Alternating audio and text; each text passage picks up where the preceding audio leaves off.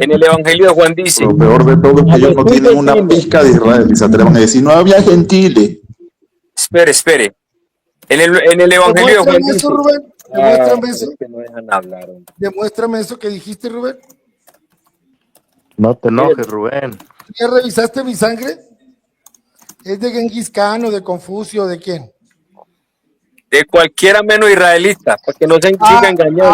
Según tú, Que no se yo siga puedo engañando. descender de cualquier antepasado, Genghis Usted Khan.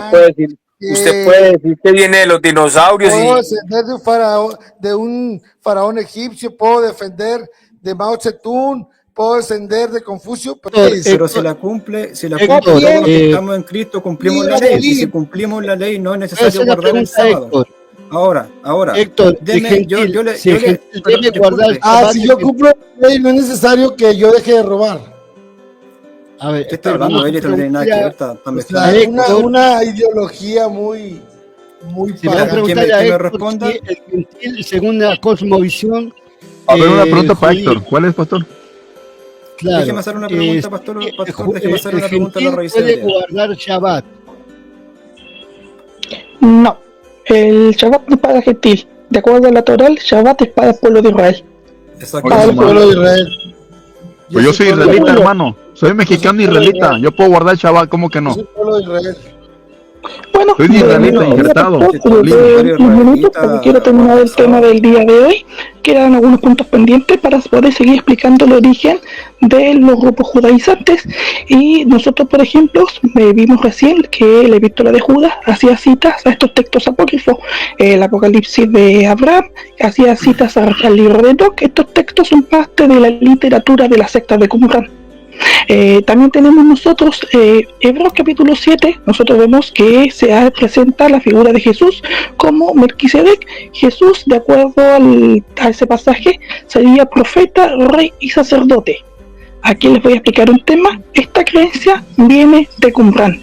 La idea de que Melquisedec es profeta, rey y sacerdote, de que el Mesías tiene esa triple función, viene de Qumran.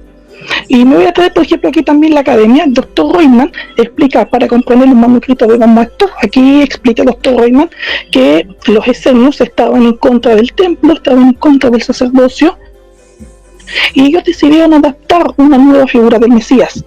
El Mesías que tenía los esenios es el famoso maestro de justicia, el maestro recto, quien ejerce el rol de profeta, rey y sacerdote. Por lo tanto, este concepto del Mesías, como es tradicional dentro del judaísmo, cambia y aparece un nuevo concepto de Mesías. También me quiero traer, por ejemplo, los textos de Qumran, por ejemplo, 1QM, 1Q33, la guerra y la guerra.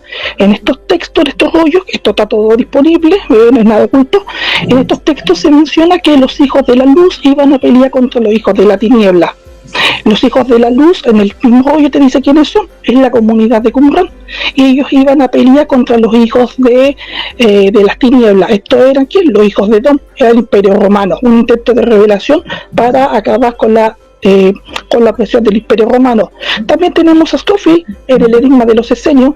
Este libro te explica bastante que el maestro de justicia, el verdadero maestro que era venerado por los esenios, era rey, profeta y sacerdote. Los esenios, ellos tenían el maestro de rectitud, el Modesedec, que es el Melexadec o Melquisedec, que nosotros leemos en el libro de los hebreos. ¿Por qué?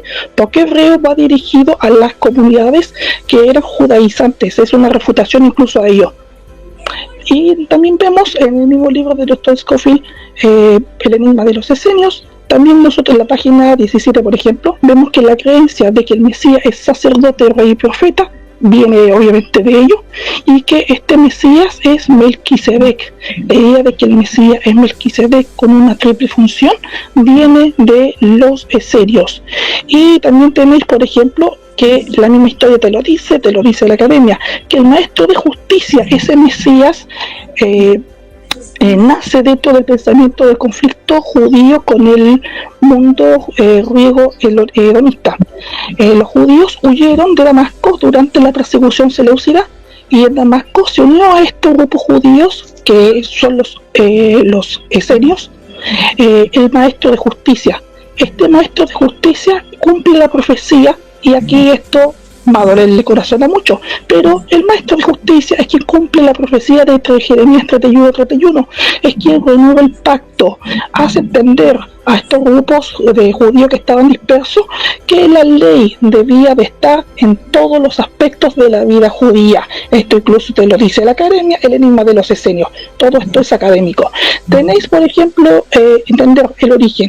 ¿Cuál es el origen de Qumran? Secta judía que floreció cuando entre el siglo 3 a 2 antes de la era común y desapareció en el siglo 1. Los miembros de Qumran eran judíos que se separaron del judaísmo, que se centraba en lo que era el servicio del templo. ¿Por qué? Porque ellos consideraban que estaba corrupto. Por lo tanto, estos grupos, las sectas de Qumran, esperaban una purificación apocalíptica, el establecimiento de un nuevo orden divino. Y tenían una perspectiva religiosa bastante particular, tenían una religiosidad extrema, muy rigurosa, se enfocaban en la pureza y en la observancia literal de la ley y la espera del juicio final. Estos grupos judaizantes, estas sectas de Qumran, con el tiempo escapan y al ver que ya no se podían, la destrucción del imperio romano, las guerras, etcétera, y ellos, ¿qué hicieron finalmente? Se fueron al cristianismo, trataron de camuflarse y unirse al cristianismo. Y Pablo pelea contra estos grupos, contra ellos Pablo se está peleando y todos los apóstoles se pelean contra estos grupos. Los ebionitas, los nazarenos salen de Qumran. Tenéis también diferencia, el rollo de Qumran, el famoso evangelio de los esenios, y en el evangelio de los esenios os tengo sorpresa, habla de Jesús. Los esenios aceptaron a Jesús. Ahí tenéis evidencias. ¿Quiénes son los judaizantes? Eran los ebionitas, los nazarenos, las sectas de Qumran salieron de los esenios. Creo que con esto es más que suficiente. Podía entender cuál es el origen de todas estas sectas para poder refutar definitivamente estas enseñanzas que son consideradas heréticas. Y eso de que son herejías, lo que vosotros enseñáis, no lo digo yo. Me voy a traer aquí a 2 de Pedro, capítulo 2, vamos a ir del verso 1 al 3. En el pueblo hubieron muchos falsos profetas. También entre ustedes habrán falsos maestros, que encubiertamente introducen herejías, negando el mismo soberano Señor que los rescató. Esto traerá una pronta destrucción, porque destruye a la iglesia, obviamente. Los seguirán en sus prácticas vergonzosas. Por causa de ellos se difamará el camino de la verdad. Son llevados por avaricia. Los falsos maestros se aprovechan de ustedes con palabras engañosas. Desde hace mucho tiempo la condenación está preparada. Su destrucción los acecha. Hoy en día nosotros vemos históricamente estas sectas desaparecieron. Vosotros queréis decir que sois de las tribus perdidas, que sois israelitas, no lo sois. No sois ni ebionitas, no sois ni nazarenos, ni sois esenios de la secta de Qumran. Esos grupos judaizantes desaparecieron. Vosotros sois personas con crisis de identidad espiritual, con una que no les gusta, no sé, las creencias, no se someten a la autoridad cristiana tradicional. Lo que yo, la persona, creo es una cosa, pero vosotros creéis en Jesús. Vosotros debéis seguir lo que enseña el cristianismo. La ley de Cristo es lo que se enseña. La salvación es por fe en Jesús.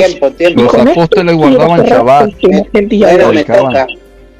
Tú no puedes estar A mí me interrumpiendo cada rato. me parece que Héctor Fariseo tocó puntos muy importantes y dejó herida de muerte a raíces hebreas. No, sí, Con la pues los explicación que cristianos dio y el los concilio de judíos se Jerusalén, unen.